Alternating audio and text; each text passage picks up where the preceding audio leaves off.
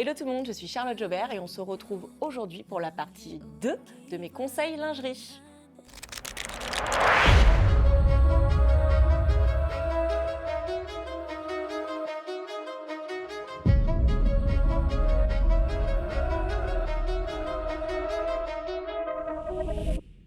Et maintenant, on va voir la pose des élastiques simple. On va vraiment parler simplement d'une pose élastique pour monter votre culotte. Donc là, l'élastique à picot.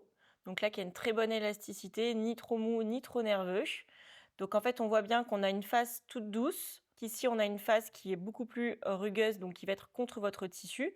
Celle-ci sera contre votre peau.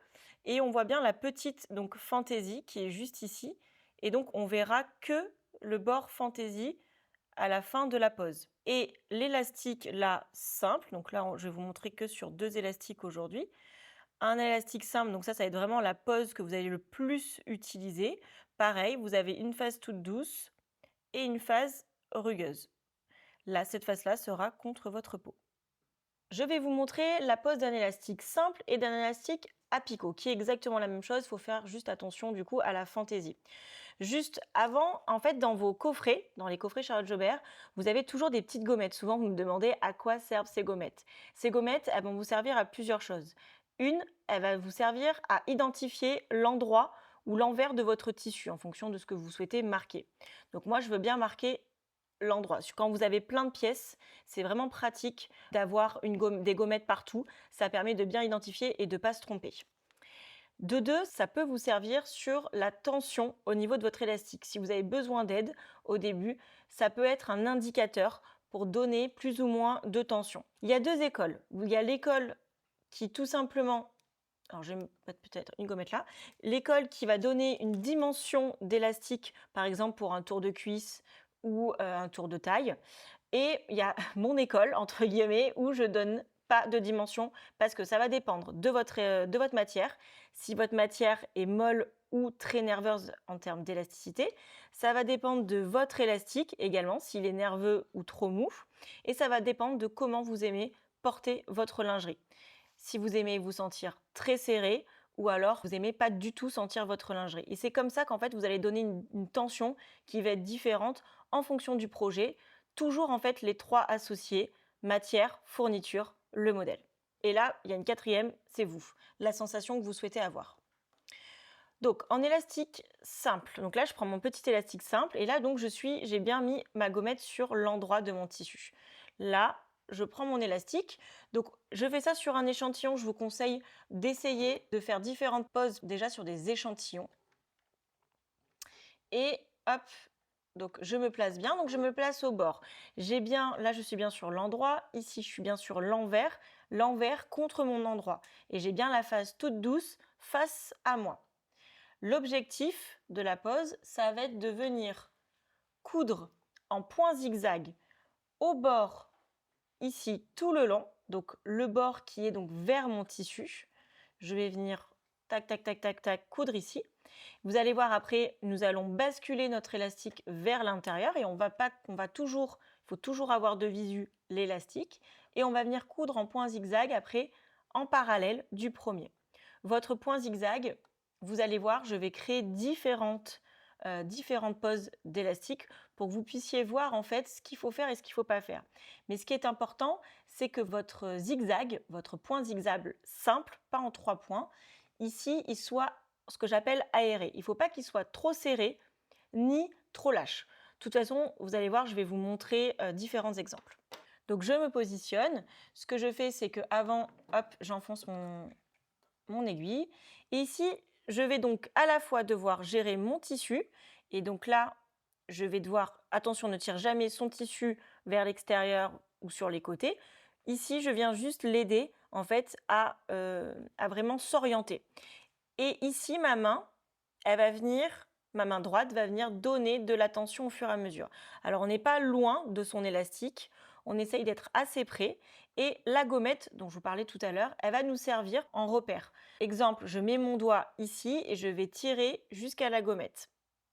Et du coup, je vais essayer d'apporter à chaque fois la même tension. C'est un peu l'objectif. Vous allez voir vos premières culottes, vous allez avoir une fesse très serrée et une fesse moins serrée de l'autre côté. C'est normal. Et je vous conseille de faire ça, ça va permettre de tester et vraiment de faire des échantillons. Donc, ici, je vais venir avancer et ça va me permettre de bien régler mon poids. Donc, je gère ici mon tissu et ici, je donne ma tension, vous voyez, au fur et à mesure. On n'a pas besoin de donner trop de tension, à moins que votre tissu soit très mou et que votre élastique soit très mou également. Là, jusqu'ici, j'ai fait les choses correctement. Je vais vous montrer, parce que l'objectif, c'est de vous montrer aussi quand on fait les choses pas correctement. Donc, je vais vous montrer qu'est-ce qui se passe si je donne trop de tension. Alors, je vais juste planter mon aiguille. Là, je vais donner beaucoup de tension. Je tire, je tire, je tire. Et là, je vais me mettre, deuxième chose à éviter de faire, c'est que je ne vais pas suivre mon élastique. Hop. Et je ne vais pas du tout donner de tension. Et là, je me remets dans le droit chemin. Donc, vous allez voir. Donc, en premier temps, j'ai fait quelque chose qui est juste. En deuxième temps, j'ai donné trop de tension. Et en troisième temps, je suis partie complètement, limite à l'opposé de mon élastique. Donc, ce qui donne quelque chose comme ça. Vous voyez? Donc là, on est bien. Là, on voit que à la fois notre élastique a souffert et à la fois le point zigzag, il est pas bon, il est tout ratatiné. Pourquoi? Parce que j'ai apporté de la tension à mon élastique. Donc c'est normal qu'il soit tout ratatiné. Et là, ici, je suis partie beaucoup trop loin. Maintenant, une fois qu'on a fait donc cette première pose, donc on va se baser sur cette pose-là, on a fait cette première pose, je suis bien sur l'endroit de mon tissu, je vais venir basculer à l'intérieur de mon tissu. C'est comme si là, j'étais à l'intérieur de ma culotte. Imaginons que je suis en train de réaliser le bord d'un tour de cuisse. Donc, je suis venue juste couper l'extrémité. Et donc là, je travaille toujours l'élastique face à moi. Souvent, ce que je vois, c'est qu'on fait une pose de zigzag avec l'endroit et du coup, on ne voit plus notre élastique. J'ai toujours appris et j'apprends toujours qu'il faut toujours avoir l'élastique en visuel. Alors là, vous allez voir, parce que comme on a fait des erreurs, vous allez voir ce que ça donne. Parce que c'est souvent, la première pose d'élastique, elle est importante parce que cette première pose va déterminer la ligne de votre produit. Et deuxièmement, cette deuxième pose, elle est importante parce que le point zigzag, il se voit de l'autre côté. La première fois, on donne une bonne tension. La deuxième fois, on ne va pas redonner la même tension. On va juste l'aider à que l'élastique se plie correctement. Mais on ne redonne pas la même tension. Ça ne sert à rien. Ça risque au contraire de détendre votre élastique et votre tissu. Donc, maintenant, je vais venir faire mon point zigzag de l'autre côté. Vous allez voir qu'ici, il y a un petit problème.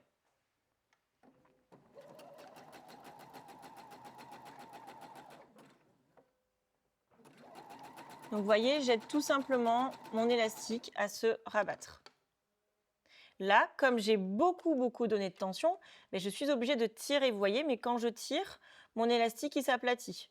Donc, il se met correctement, hop, tout seul, tout simplement pour pouvoir avancer.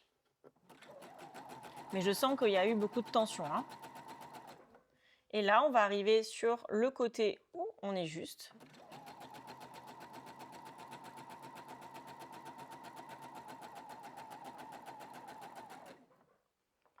Et voilà.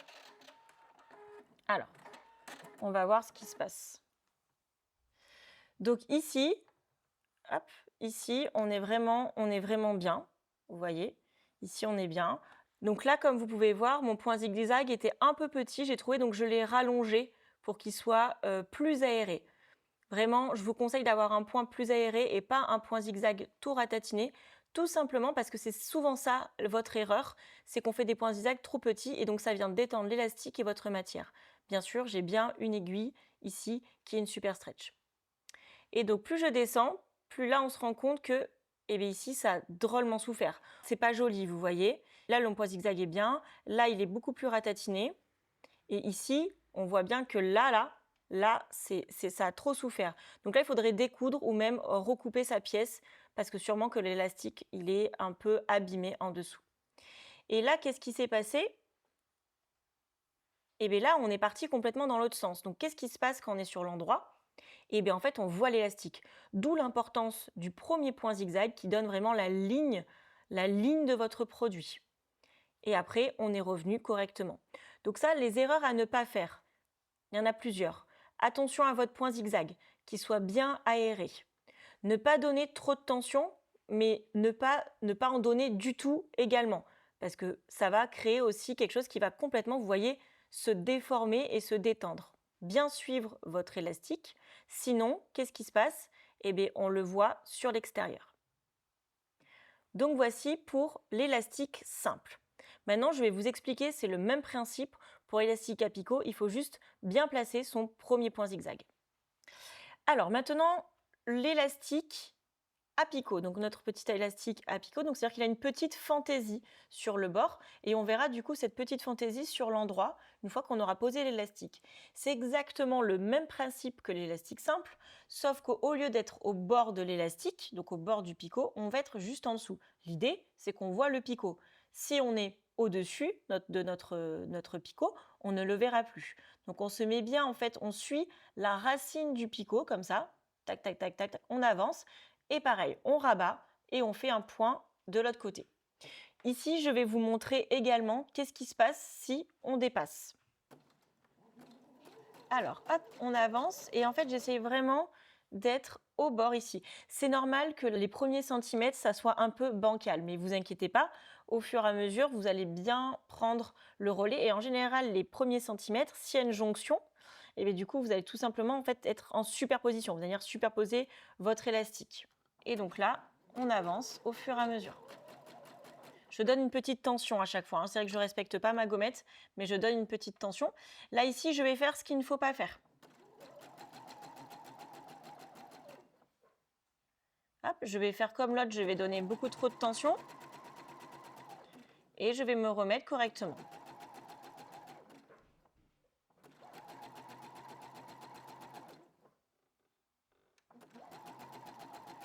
Hop là.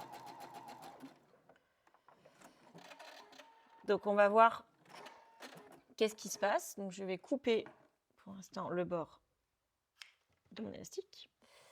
Vous voyez, là, on voit bien que là, on est plutôt pas mal. Mais ici, on n'est pas bien du tout.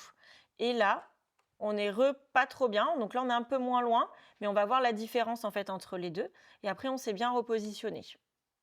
Donc, qu'est-ce qui va se passer en fait au moment où on va retourner? Nous, ce qu'on veut, c'est toujours avoir le picot comme ça. Donc, vraiment la petite fantaisie. Au moment où on va retourner, on va voir que ici, on n'a plus la fantaisie puisqu'on a dépassé au niveau de notre point zigzag. Et là, à l'inverse, hop, alors, ça se voit pas trop ici, mais on voit quand même un peu l'élastique qui est en dessous. Et là, on est bien.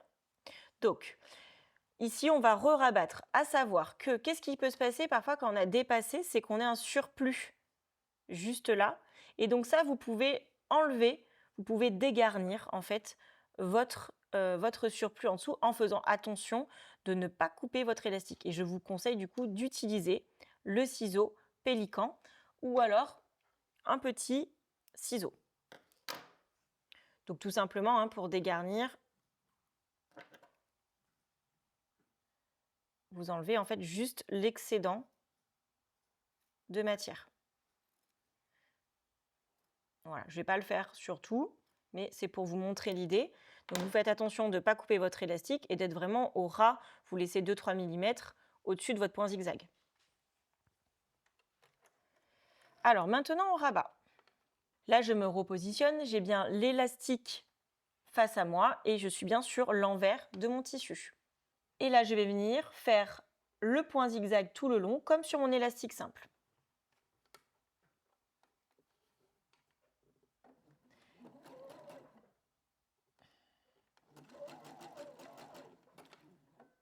Hop, je redonne un petit peu de tension. Et j'avance. Et je suis bien de l'autre côté. J'accompagne juste mon tissu.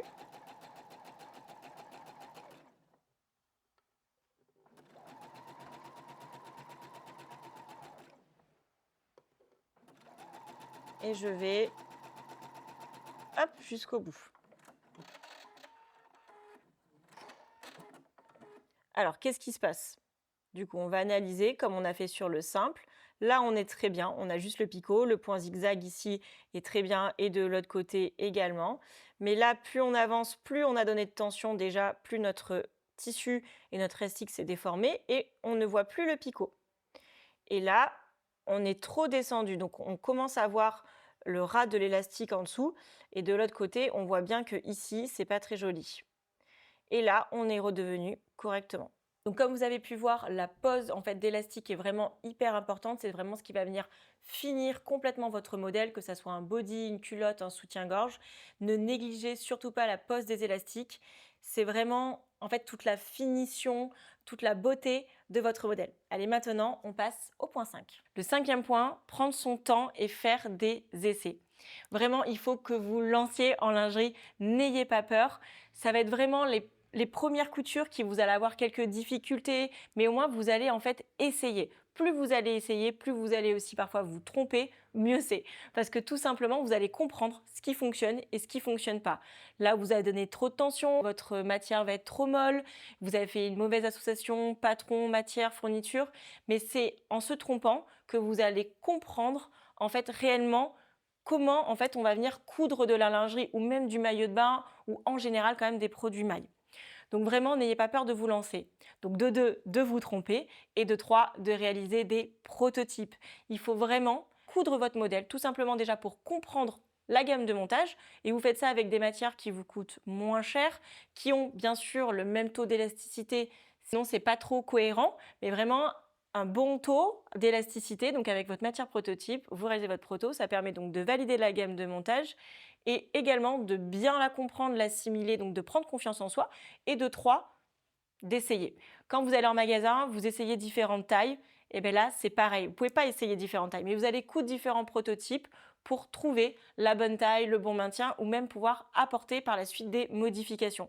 Parce que la couture lingerie ou la couture en général, qu'est-ce qu'on aime après? C'est s'approprier le patron et réaliser des modifications pour que ça nous corresponde à 100%. Ça va être vraiment ça le but de la couture.